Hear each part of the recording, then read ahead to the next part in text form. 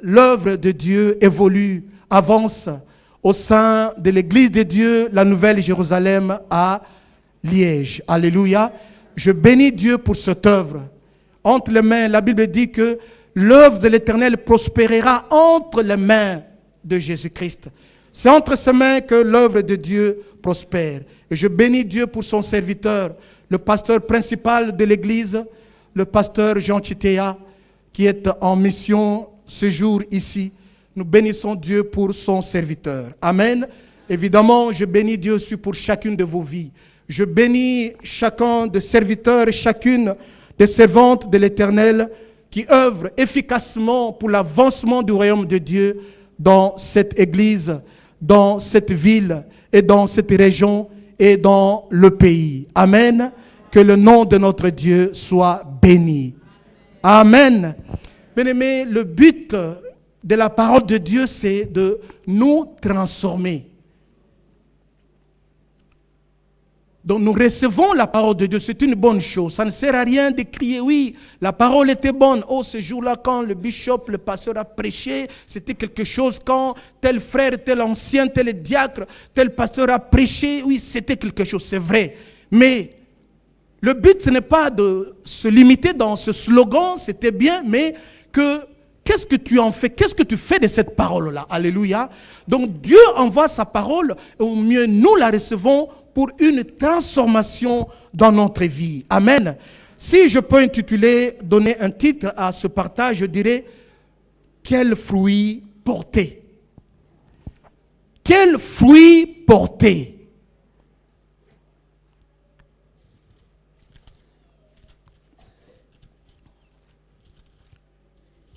Quand nous lisons, avant peut-être d'ouvrir nos Bibles, j'aimerais préciser un peu ou délimiter comment j'attends ce mot fruit. C'est simplement une manifestation visible qui se produit à l'intérieur de nous par l'action de la parole de Dieu ou l'action du Saint-Esprit. Donc cette manifestation visible, parce que tu as reçu un certain nombre de choses, tu as reçu la parole de Dieu, et cette parole est en vie, il faut qu'il y ait transformation, il faut qu'on voit d'une manière visible un certain nombre de choses, un caractère qui change, n'est-ce pas? Parce que tu as reçu la parole qui change. Donc le fruit ici sous-entend, bien sûr, d'après ce que je souligne, une manifestation visible extérieurement de ce qui se produit en toi. La parole de Dieu est en toi, tu l'as reçue, elle te change et nous devons voir ces manifestations ou les manifestations de la parole de Dieu à l'extérieur. Ou mieux, si vous voulez, c'est le résultat de la parole que vous recevez, la parole que tu reçois, la parole que nous recevons. Pour quel but? Nous voulons manifester le caractère de Jésus-Christ par la puissance du Saint-Esprit qui est en nous, afin de pouvoir accomplir un but. Si nous disons être remplis ou habités par le Saint-Esprit, nous devons, par conséquent, reproduire le caractère de Christ afin d'amener d'autres personnes à Christ. Alléluia. Quand nous lisons Jean chapitre 15, un verset que nous connaissons, 15-16, il est écrit, « Ce n'est pas vous qui m'avez choisi, dit le Seigneur Jésus. » Il s'adresse ainsi à ses disciples. « Ce n'est pas vous qui m'avez choisi, c'est moi qui vous ai choisi et je vous ai établi, afin que vous alliez et que vous portiez du fruit. » On peut me s'arrêter là, mais le verset continue. « Afin que ce fruit demeure, pour que ce que vous demanderez à mon nom, cela puisse vous être accordé. » Donc, tu es le choix de Dieu. Dieu nous a choisis. Et il nous a établis, il nous a équipés, il nous a donné sa parole. Il nous la donne chaque jour, afin que nous allions et que nous portions de fruits. Le port de fruits en moi, c'est ce qui importe au Seigneur.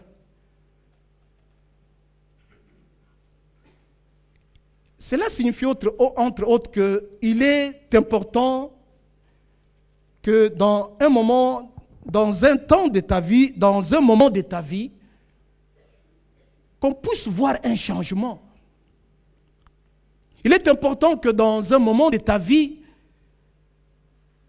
qu'on puisse voir cette manifestation du caractère de Christ. Il faut que dans ta vie, on voit la preuve de ta relation, de ton intimité avec Christ.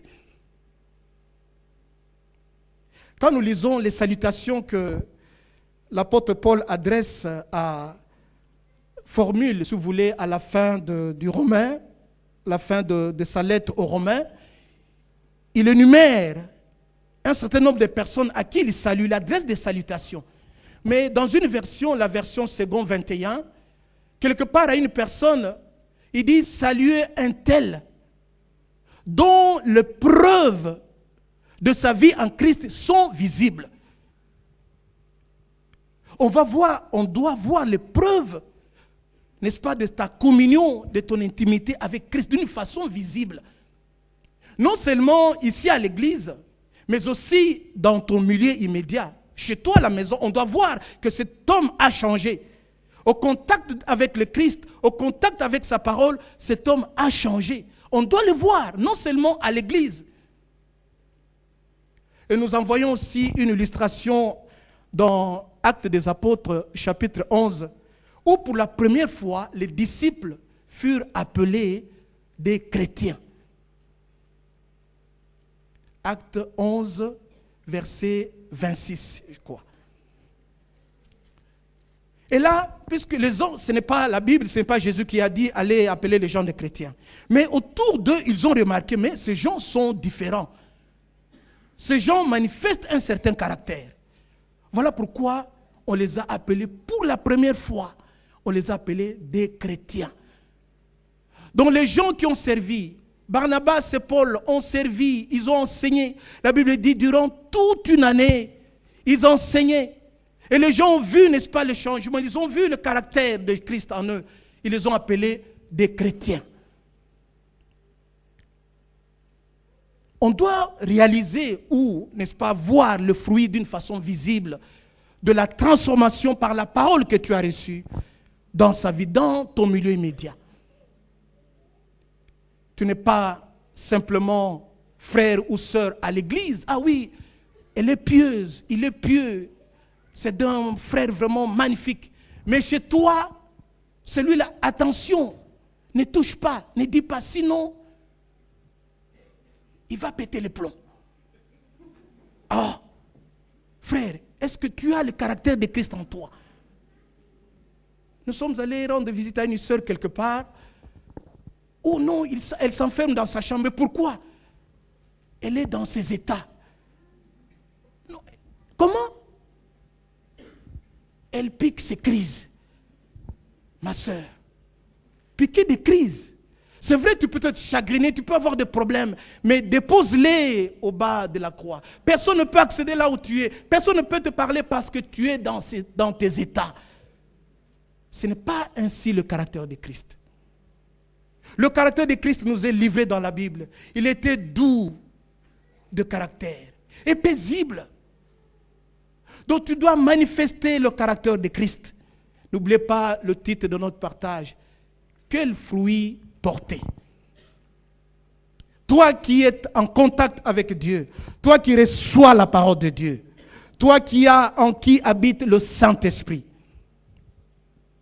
Pour la première fois, on a appelé ceux en qui ou sur qui on a vu d'une façon visible le caractère de Christ, on les a appelés des chrétiens.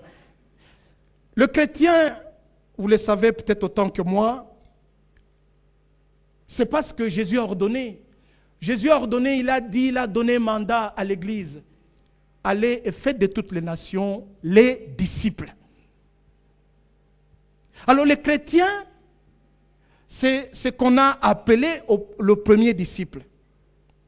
Parce qu'ils servaient Christ. Ils avaient le caractère de Christ.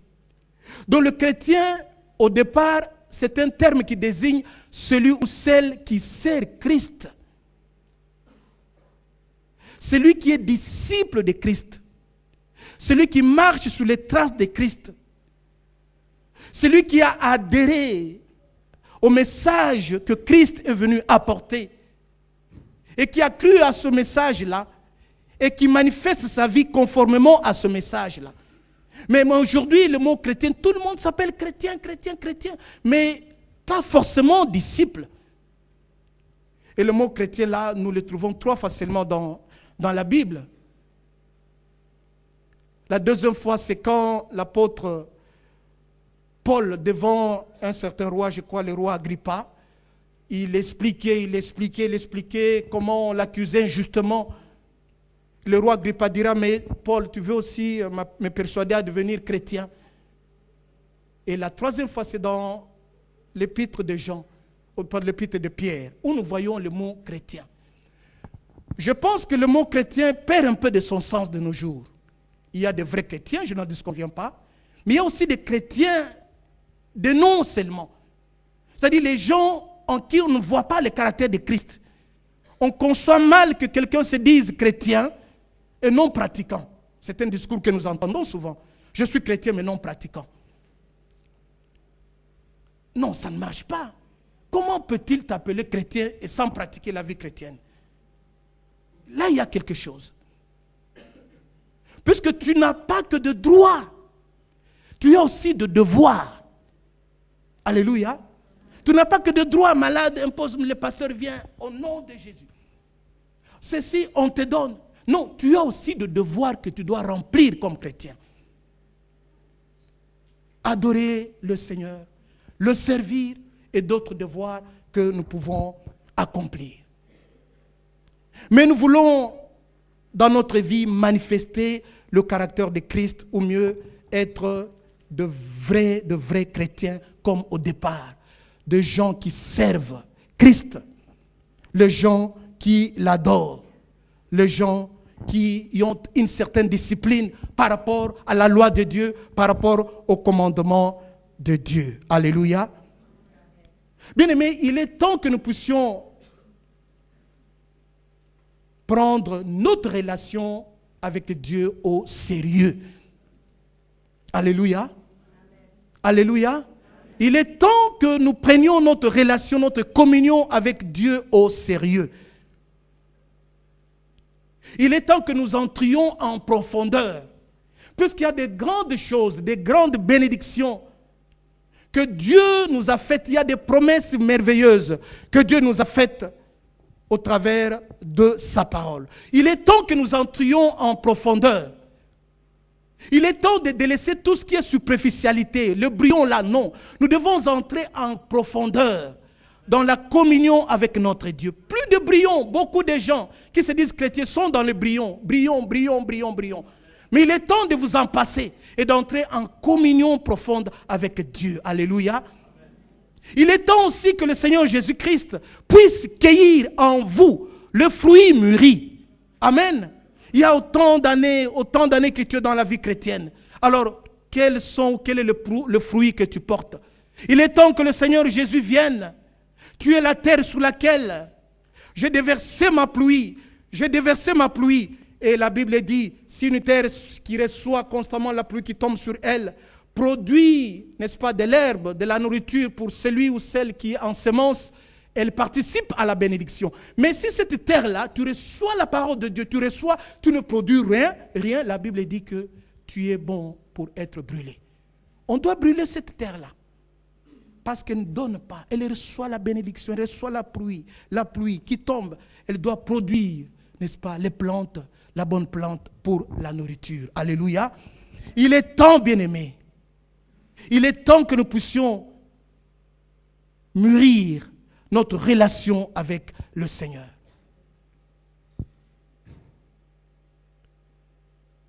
Et Jean-Baptiste même souligne aussi un aspect dans ce sens-là. Les gens venaient à lui pour être baptisés. Il dira même, race de vipères qui vous a appris à fuir la colère à venir. Produisez le fruit digne de la repentance. Alléluia. Et ne prétendez pas dire ne vous bornez pas à dire, non, nous avons Abraham pour père. car de ces pierres ici, Dieu peut susciter même une descendance Abraham. On doit voir, n'est-ce pas, le produit de votre repentance.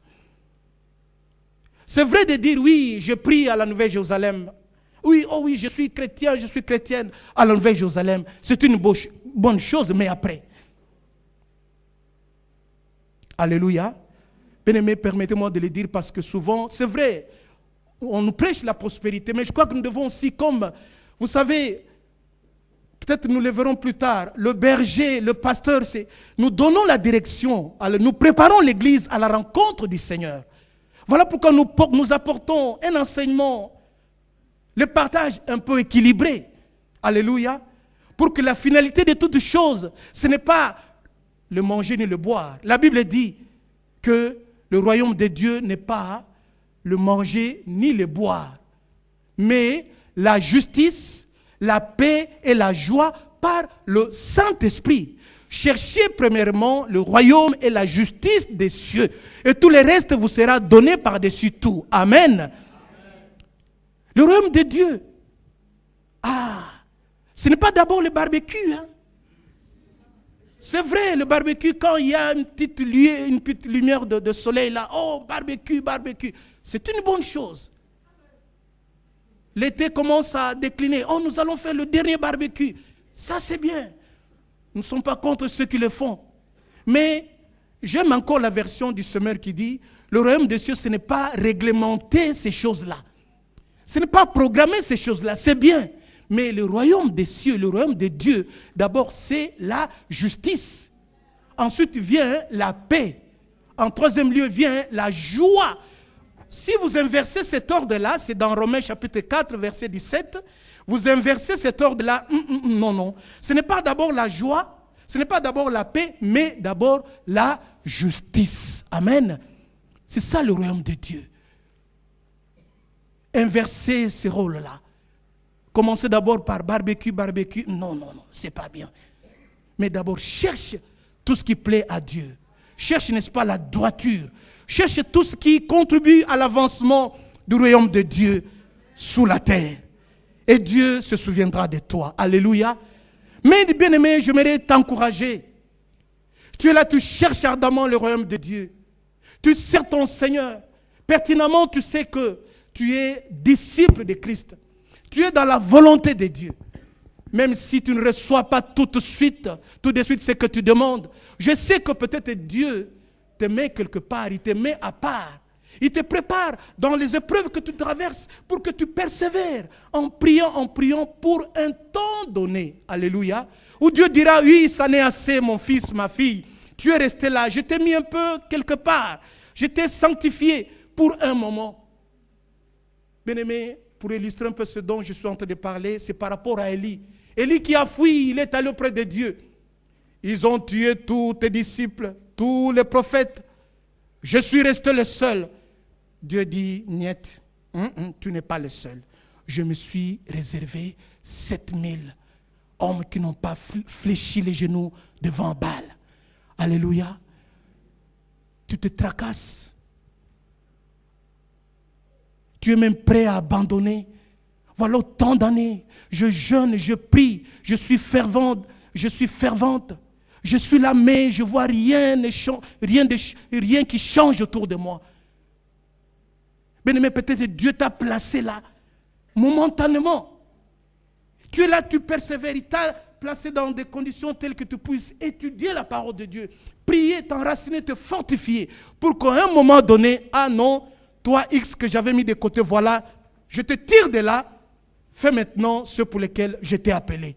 Toi une telle, je t'avais mise un peu en quarantaine, permettez-moi le terme, en quarantaine là. Voilà, le moment est venu, je te sors de là, je te tire de là, fais maintenant ce pour lequel je t'ai appelé. Alléluia.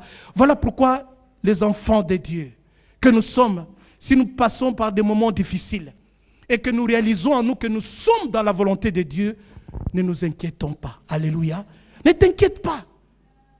Dieu voit, il connaît, il entend, il sait tout. Amen. Est-ce que je parle à quelqu'un ce matin? Dieu sait, il voit. Et à un moment donné, Dieu te dira, comme il a réservé 7000 hommes, voilà, le moment est venu, il y a un vide ici, Ah oui, quelque part là, un tel est là, une telle est là. Viens, Dieu te fait, il te présente devant tout le monde. Alléluia. Tu es resté dans un ministère caché. Mais à un moment donné, au temps de Dieu, Dieu te tirera de là pour te présenter aux hommes. C'est vrai, bien-aimés, nous disons, Nouvelle Jérusalem, je prie, mais après. Après, je suis chrétien, mais après. Ce qui importe pour Dieu, mes frères et sœurs, c'est le port de fruits. Jésus avait faim. Alors qu'il traversait un champ, il est allé cueillir, n'est-ce pas, le figue sur un arbre, le figuier. Il n'en a pas trouvé, alors que le feuille était verte. Jésus a prononcé des paroles de malédiction sur cet arbre-là. Et au retour, l'apôtre a fait la remarque, regarde l'arbre que tu avais maudit, tout a desséché, jusqu'aux racines. Mais il ne faut pas que quand Jésus a besoin de nous, qu'il y ait des excuses. Ah non, parce que, ah non, parce que, ah non, parce que. Et pourtant, ça fait autant d'années que tu reçois la parole de Dieu. C'est parce que tu ne veux pas la mettre en pratique. C'est parce que tu veux toujours demeurer, n'est-ce pas, bébé, bébé, bébé. Il est temps, bien-aimé, que nous puissions nous passer de certains assistés spirituels. Assistés spirituels, jusque quand? Au nom de Jésus, imposez les mains. Au nom de Jésus. Demain encore, au nom de Jésus. Bien-aimé, je dis que ce n'est pas mauvais. Attention, comprenons-nous bien. Mais je m'adresse à ceux et à celles qui ne veulent pas évoluer, aller de l'avant. Ceux qui sont un peu superficiels. Je suis à la Nouvelle Jérusalem.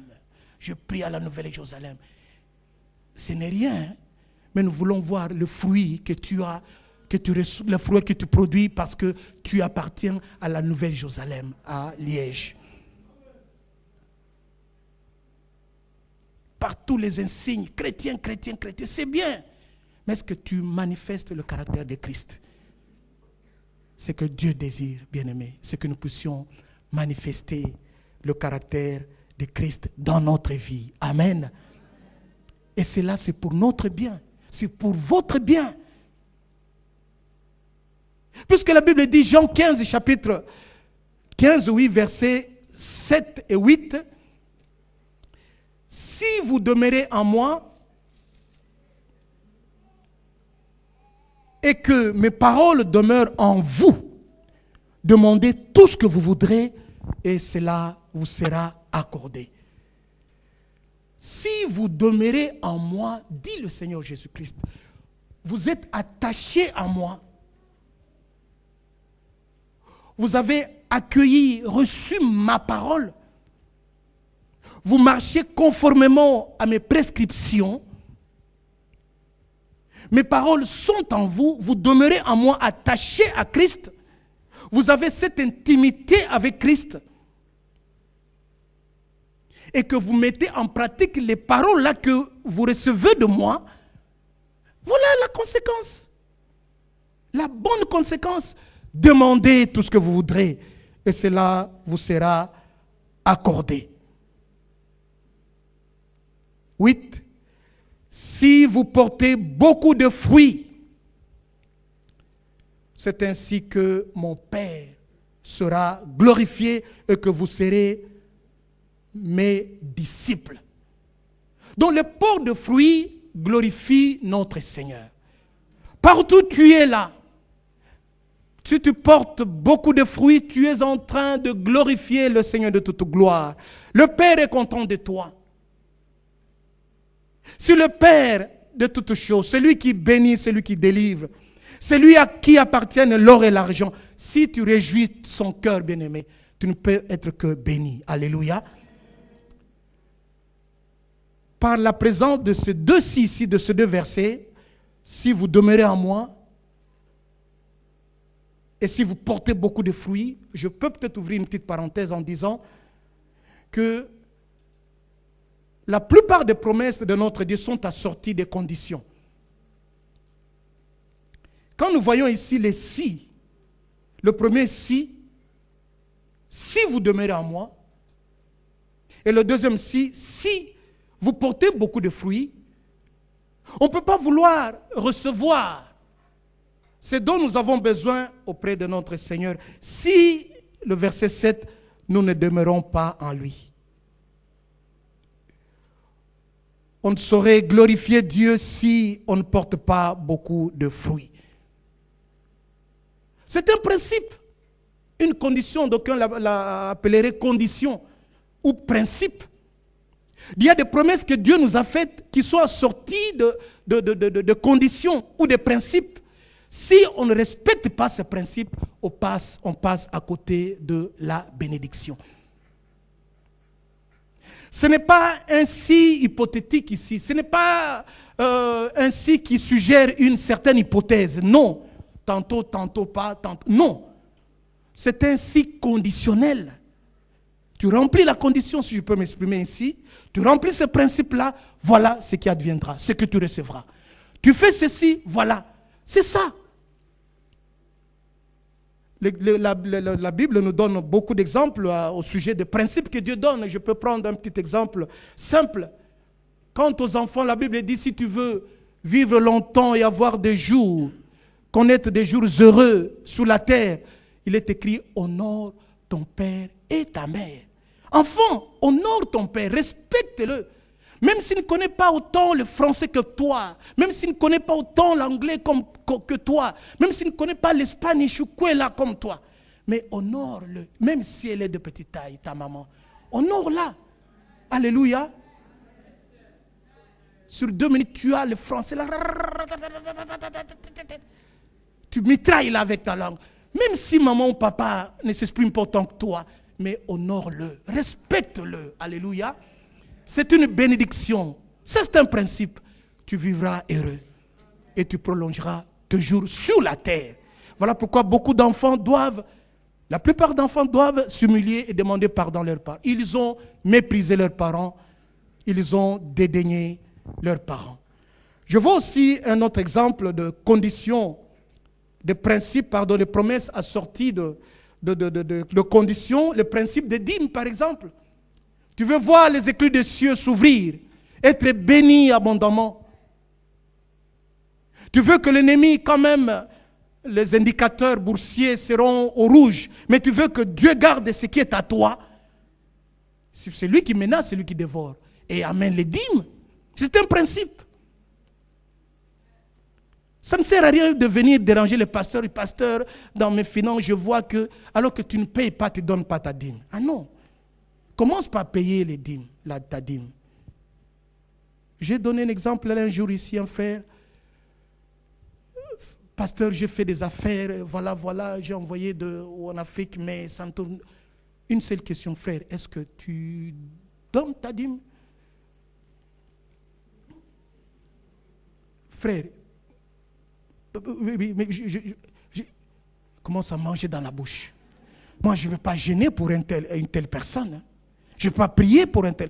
Si je peux prier que Dieu lui donne la repentance. Je dis, frère, c'est un principe.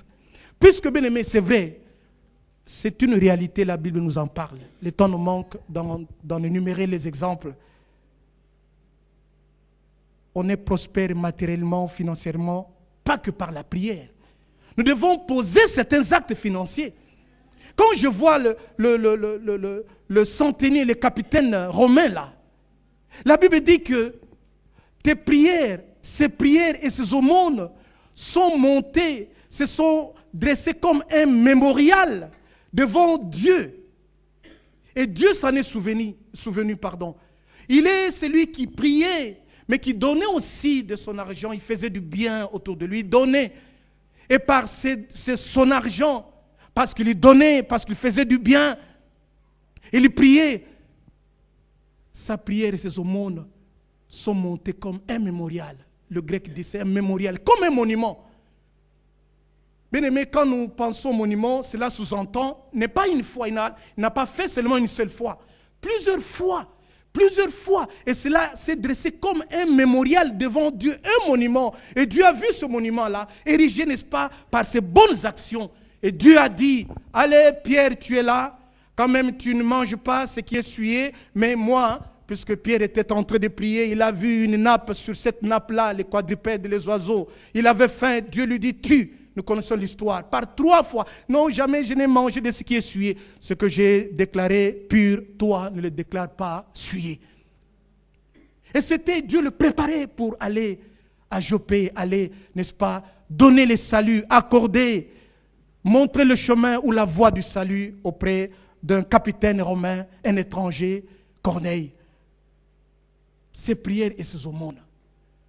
Bien-aimés, la prière c'est bien, elle nous aide à asseoir toutes les bénédictions que nous avons. Mais par notre participation financière à l'œuvre de Dieu, Dieu peut aussi nous bénir. Alléluia. Je peux aussi donner un autre exemple de promesses assorties de conditions quand la Bible dit, Matthieu 6, quelque part là, pardonne-nous nos péchés comme nous pardonnons aussi à ceux qui nous offensent. C'est normal. Tu veux te pardonner, pardonne. C'est un principe. Alors on ne doit pas prier pour tu as besoin de délivrance, tu as besoin de quelque chose, tu as besoin qu'on prie pour toi. Alors que tu as retenu les gens liés dans ton cœur. Tu ne pardonnes pas. Celui-là, jusqu'à ce que je serai, je ne veux pas lui. Mais ne t'attends pas que Dieu te pardonne. Et si tu n'es pas pardonné, la parole de Dieu n'agira pas en toi. Parce que tu gardes des rancœurs. C'est vrai, les gens t'ont blessé, les gens t'ont fait du mal. C'est une évidence.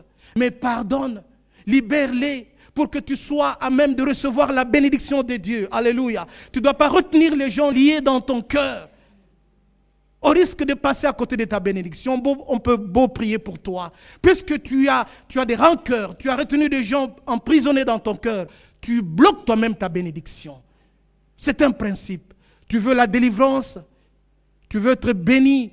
Et si tu as un problème indifférent avec quelqu'un, la Bible dit pardonne. Alléluia. Bien-aimés, on pourrait multiplier les exemples des principes de Dieu. Si nous remplissons ces principes-là, le reste des choses, ça ne sert même pas à jeûner, à prier. Nous prierons pour la personne qui donne sa dîme.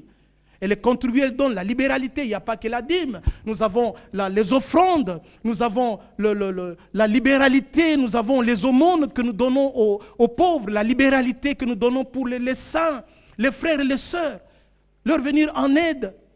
Dans notre église, nous avons un panier pour aumônes. On a mis un petit panier là pour l'aumône, pour venir en aide aux pauvres.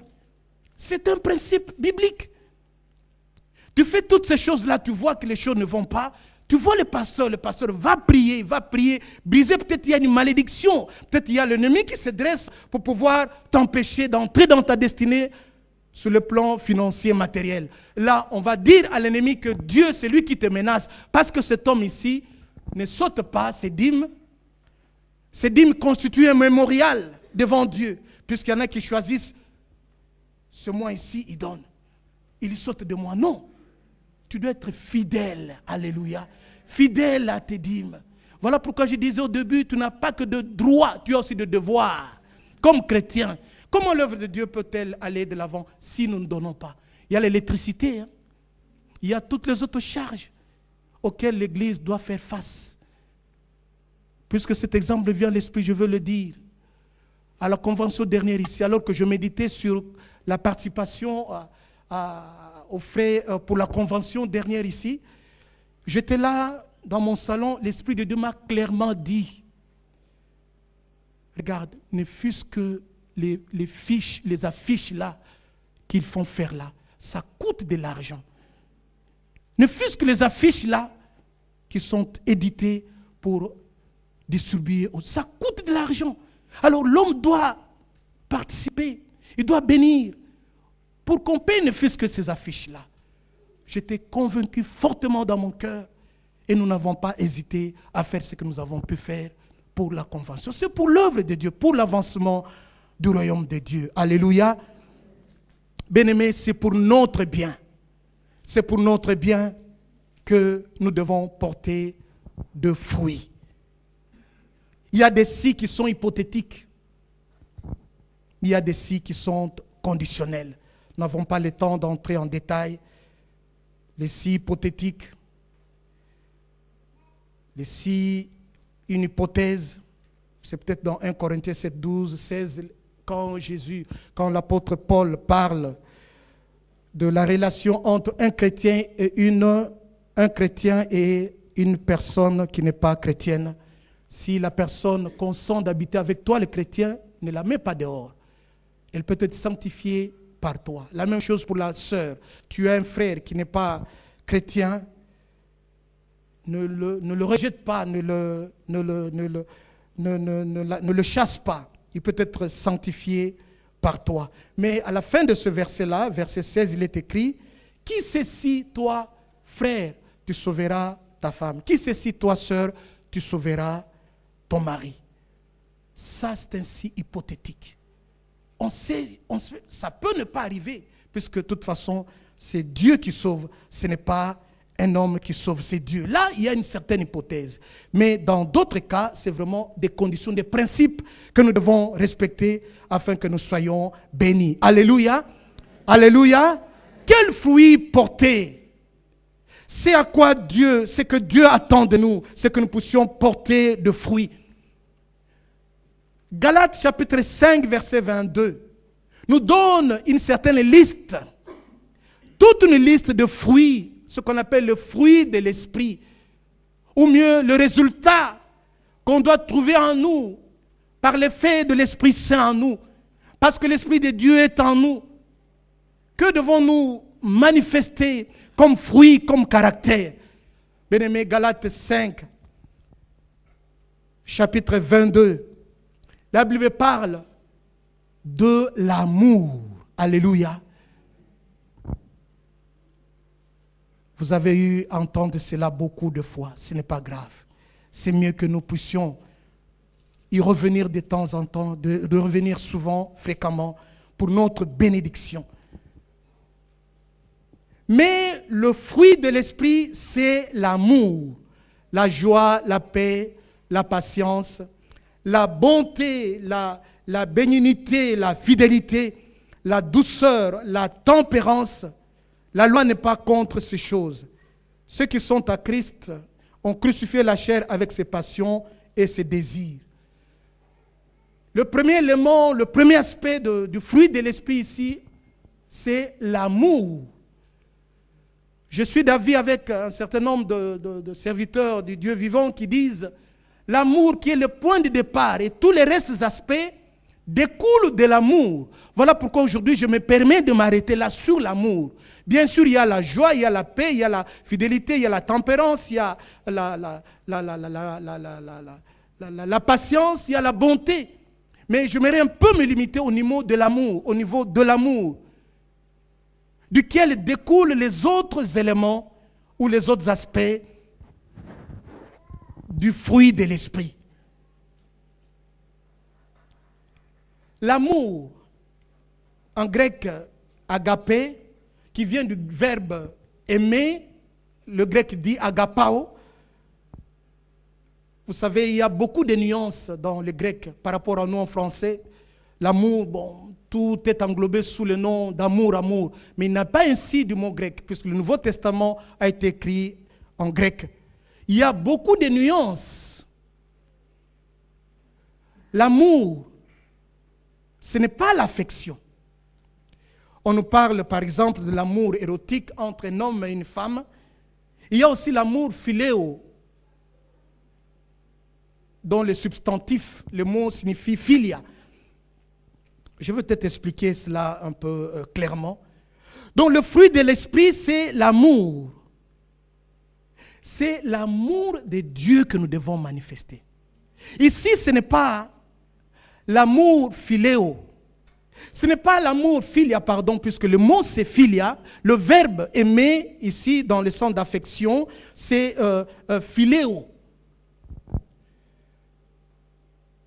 Donc philéo, c'est l'agapao, pardon, c'est l'amour de Dieu. L'amour inconditionnel, sans condition.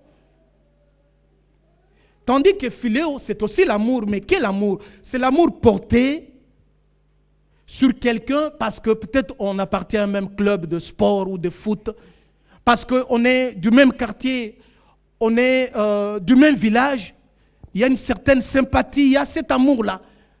Ça, c'est l'amour philéo, ou philia si vous voulez.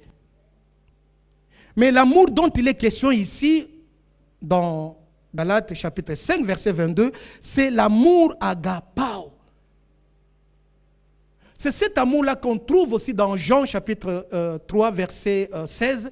Dieu a tant aimé le monde qu'il a donné son Fils unique Jésus, afin que quiconque croit en lui ne périsse point, mais qu'il ait la vie éternelle. C'est cet amour aussi que nous trouvons quand Jésus-Christ a voulu aider ou rétablir le disciple ou l'apôtre Pierre dans Jean chapitre 21. L'évangile de Jean chapitre 21, c'est cet amour-là, agapao.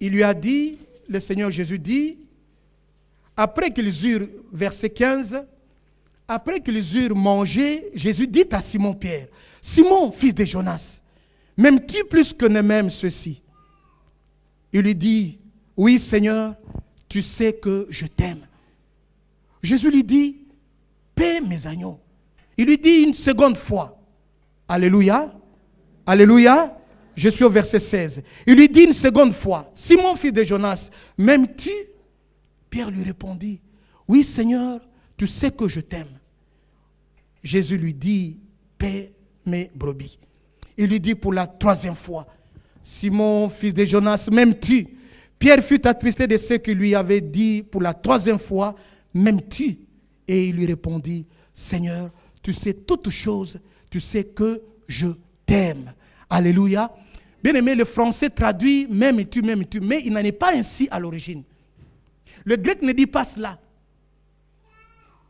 Permettez-moi un petit exercice en grec. Ce n'est pas pour nous évader, mais juste pour nous faire comprendre un peu l'intention de Jésus-Christ. Jésus lui dira, « Simon, fils de Jonas, m'aimes-tu de l'amour de Dieu ?» Ou si nous voulons placer, substituer par le mot grec ou le verbe grec, « Simon, fils de Jonas, est-ce que toi, agapao moi ?» Ah oui, permettez-moi, ne vous évadez pas, c'est juste pour nous aider à comprendre. Est-ce que toi, agapao moi? Simon répondra, oui, Seigneur Jésus, je philéo toi. Seigneur Jésus, j'ai de l'amour pour toi. C'est ça ce que l'apôtre a répondu. Il ne s'est pas exprimé en amour de Dieu. Oui, Seigneur Jésus, je philéo toi. Pour la deuxième fois, le Seigneur Jésus dira, Simon, fils de Jonas, m'aimes-tu? Ou agapao moi? Seigneur, oui, j'ai philéo toi. Pour la troisième fois, Jésus dit, ah bon? Simon, fils de Jonas, tu philéo moi? Là, l'apôtre est attristé de ce que Jésus lui avait dit pour la troisième fois, qu'il avait de l'affection pour lui. Oui, Seigneur, tu sais toutes choses. Tu sais que je philéo toi. L'amour que Pierre a exprimé ici, c'était l'amour philéo. Parce que j'ai une certaine sympathie vis-à-vis de toi, parce que nous appartenons à un certain club, parce que nous sommes ceci, parce que nous sommes cela. Mais Jésus lui a demandé s'il avait de l'amour pour lui. Cet amour, oui, inconditionnel. C'est ce que Dieu attend de nous, bien-aimés. Cet amour sans condition. Ce n'est pas parce qu'il est de mon village, parce qu'il est ceci ou cela, mais parce que j'ai l'amour, je l'aime de l'amour de Dieu, un point barre. C'est ça cet amour que nous devons manifester, bien-aimés. Loin de nous toute forme de haine. Vous savez l'hymne à l'amour, 1 Corinthiens chapitre 13. Et la Bible nous présente les vertus qu'il y a, l'espérance, la foi et l'amour. La Bible dit que de toutes ces choses-là, maintenant 3 choses existent. L'espérance, l'amour, l'expérience et la foi. Mais de toutes ces choses-là, c'est l'amour qui les dépasse, qui est plus forte. La foi jusqu'à transformer, transporter les montagnes, les déplacer, les miracles, des signes. C'est bien, mais si tu n'as pas d'amour, tu es comme une cymbale qui résonne. Tu fais de bruit. Bon, notre feu ne fait pas de bruit, mais il conduit dans un dans un tempo pour que nous chantions. C'est juste pour illustrer les cymbales là. Les tôles là qui résonnent. Tu as la foi jusqu'à transporter les montagnes. Toi, montagne, jette-toi là-bas. Elle t'obéit. Mais si tu n'as pas d'amour, tu n'es rien. Parler en langue. Oui, moi je parle en langue. Je parle en langue. Mais nous devons voir le fruit de cette langue-là. La Bible dit que vous recevez une puissance, le Saint-Esprit survenant sur vous, et vous serez mes témoins. C'est ça, le but. Nous devons voir la manifestation visible de ton parler en langue. Non seulement tes vertus à dire, à clamer tout. Oh, moi, je parle en langue, au point de mépriser même les autres. Ah non. L'apôtre Paul dira même, j'aime autant parler 5 mots là en langue, mais 1000 mots, beaucoup, d'une façon compréhensible. Que les gens comprennent, que de balbutier, de parler en langue pour moi-même. Donc, ce n'est pas un sujet de fierté. Mais nous devons en avoir, nous devons voir au travers de cela le fruit de ton parler en langue. L'amour. Bien-aimé, j'ai compris une chose, que dans ce pays, il y a des strongmen qui injectent, qui implantent, qui dictent la haine dans le cœur contre les frères et les sœurs, contre même les serviteurs de Dieu. Et beaucoup sont tombés dans ce piège-là de la haine. Comment tu peux haïr ton frère? Parce que nous n'avons pas à lutter contre la chair et le sang. Même notre ennemi commun, ce n'est pas ton frère, ce n'est pas ton pasteur, mais c'est le diable. Alléluia. Ne nous trompons pas de cible. Ne nous trompons pas d'ennemis. S'il y a des brides de haine qui veulent t'envahir, refuse-les. Parce que tu as été engendré dans l'amour. Tu dois aimer de l'amour agapao. Cet amour sans condition, ton frère et ta sœur. Beaucoup sont tombés dans le piège du diable. Ils ont mûri la haine que le diable, croyant que non, c'est tel-là, celui-là qui est fautif. Bien-aimé, le pasteur, c'est un instrument que Dieu utilise. Ce n'est pas lui qui sauve, ce n'est pas lui qui délivre. Il est un canal, un instrument que Dieu utilise pour ta bénédiction. Si tu as un problème avec Dieu, règle-le avec Dieu d'abord. Ce n'est pas le pasteur. Règle d'abord ton problème avec Dieu. Ah non, voilà. Il est un homme, il peut avoir des erreurs, c'est normal, il n'est pas Dieu, il n'est pas parfait. Il tend à la perfection, mais c'est un homme que nous ne devons pas mépriser. Puis c'est un canal que Dieu utilise pour nous bénir. Alors si tu as un problème avec Dieu, tu marches comme bon te semble et tu veux déposer tout sur le dos du pasteur. Ah non, ah non. Et là tu commences à cultiver quelque chose qui n'est pas bon dans ton cœur. Tu as l'antipathie, l'amour contre. Ah non, bien-aimé. Non, non. Refusez cela. Aime ton pasteur. Alléluia. Aime ta soeur. Aime ton frère. De l'amour agapao. Amen. L'amour qui se donne et qui se sacrifie. Qui cherche le bonheur de l'autre. Le bien-être de l'autre. L'amour de Dieu. L'amour qui valorise ton prochain, qui ne le méprise pas, mais qui l'élève, qui veut l'aider à ce qu'il aille aussi de l'avant. Alléluia. Cet amour qui, ton frère ou ta soeur a un problème, tu t'approches d'elle ou de lui, tu pries, oh ma soeur, je vais prier pour toi, on va prier ensemble mon frère, je vais te soutenir. C'est ainsi qu'on connaîtra que vous êtes mes disciples si vous vous aimez les uns les autres. Là aussi, on voit cet amour-là, agapao là. Les gens connaîtront que vous êtes mes disciples si vous aimez les uns les autres. Jean 13, chapitre 35. Cet amour agapao. Alléluia. Cherchez le bien-être de notre prochain, de notre frère, de notre sœur. Deuxièmement, le fruit de la lumière consiste en toute chose, en toute forme de bonté, de droiture et de vérité.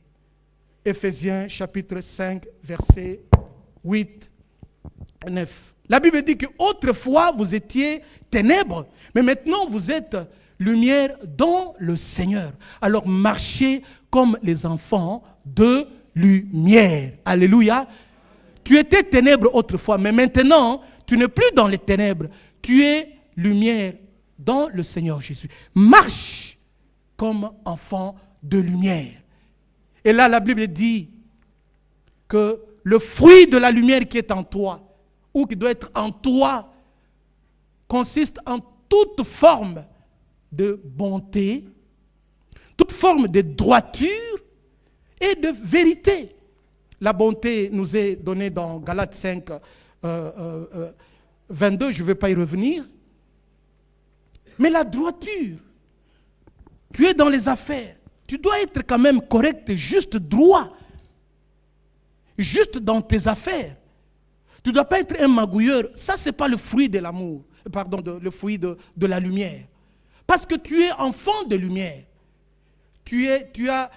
Ton frère ou ta soeur t'a confié un petit fonds pour faire le commerce. Qu'est-ce que tu fais? Tu vas rouler ta soeur ou ton frère? Ah non! Tu dois lui dire, exposer ou faire le bilan avec vérité. Nous n'allons pas nous rouler entre nous, même vis-à-vis de ceux du dehors.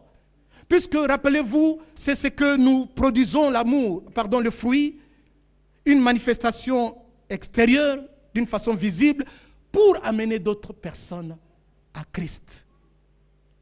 Même quelqu'un du dehors te confie une affaire, gère-la correctement. Ne prends pas ce qui est à toi. Fais le bilan correctement parce que tu es enfant de lumière. Ah non, voilà, tu m'avais donné 5 000 €, mais parce que oui, c'est parce que 5 200, alors que tu en as produit autant, tu mets une partie de côté. Ah non, puisque celui qui t'a donné la lumière te voit. Tu peux te cacher devant la personne, mais Dieu te voit. Alléluia, tu es enfant de lumière, marche dans la lumière.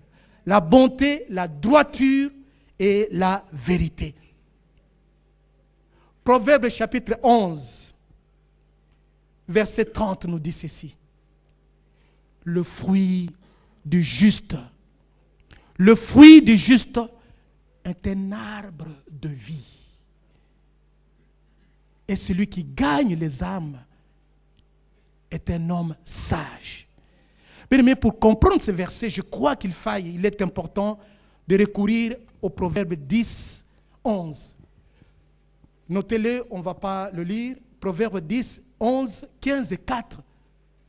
Je crois que l'arbre de vie, c'est le fait que nous puissions communiquer aux autres aussi la vie de Dieu qui est en nous. Qu'est-ce qui sort de ta bouche? L'épée tranchante qui détruise les autres vies, ou de ta bouche sort une parole qui édifie, une parole qui amène ton prochain à Christ. Puisque tu as la vie en toi, c'est une évidence que tu libères cette vie en toi. Parce que tu as été rendu juste, non de ta justice, mais de la justice de Dieu. Dieu t'a rendu juste par le sang de Jésus-Christ. Tu es un homme juste. Et ton fruit, c'est quoi? L'arbre de vie. Tu dois pouvoir communiquer la vie aux autres personnes.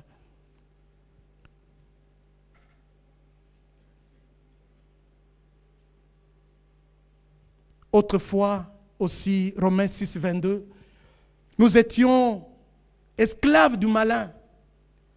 Nous étions esclaves du péché. Romains 6, 22. Étant esclaves du malin du péché, quel fruit portions-nous à l'époque?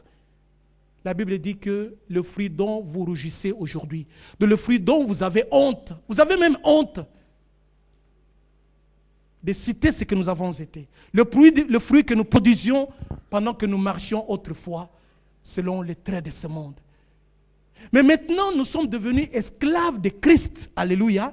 Nous sommes devenus esclaves de Dieu. Nous devons avoir pour fruit la sainteté et pour fin la vie éternelle, comme Romains chapitre 6, verset 22 le dit. Ici, je crois que nous sommes assez rodés pour savoir comment marcher dans la sainteté. Nous sommes déjà mis à part et nous devons marcher dans la sanctification. C'est ça le fruit qu'on doit voir en nous. Et le fruit de nos lèvres. Le fruit de nos lèvres, comme Hébreux chapitre 13, 15 le dit, c'est la louange. Alléluia. Le fruit de nos lèvres, le sacrifice de louange. Constamment dans nos lèvres, chanter, adorer notre Dieu. Rendons grâce à Dieu par nos prières, par nos chants. C'est ça le fruit de nos lèvres, le sacrifice de louange qui élève et qui glorifie le nom de notre Seigneur. Alléluia. Bien-aimé, la Bible dit, si vous portez beaucoup de fruits, c'est alors que mon Père sera glorifié. Il y a une nuance aussi, là, une nuance. Porter de fruits, mais porter beaucoup de fruits. C'est ainsi que notre Père sera glorifié. Jean 15, chapitre 8, nous l'avons lu. Et la totalité du verset que nous avons laissé en suspens, Jean 15, 16, ce n'est pas vous qui m'avez choisi, c'est moi qui vous ai choisi. Et je vous ai établi, afin que vous alliez, que vous portiez du fruit, et que ce fruit demeure. C'est l'abondance de fruits. Quelle année est la suite, la conséquence? Afin que ce que vous demanderez au Père à mon nom, cela puisse vous être accordé. Donc Dieu nous appelle à porter beaucoup de fruits. Rappelez-vous l'histoire du Corneille, cet capitaine romain, n'est-ce pas, ses prières, où son fruit s'était dressé comme un mémorial devant Dieu. Donc c'est à quoi Dieu t'a appelé. Persévère dans cela. Continue encore et encore et encore. Que cela soit comme un monument devant le trône de la grâce de notre Dieu. Et Dieu au bon moment se souviendra de toi. Alléluia.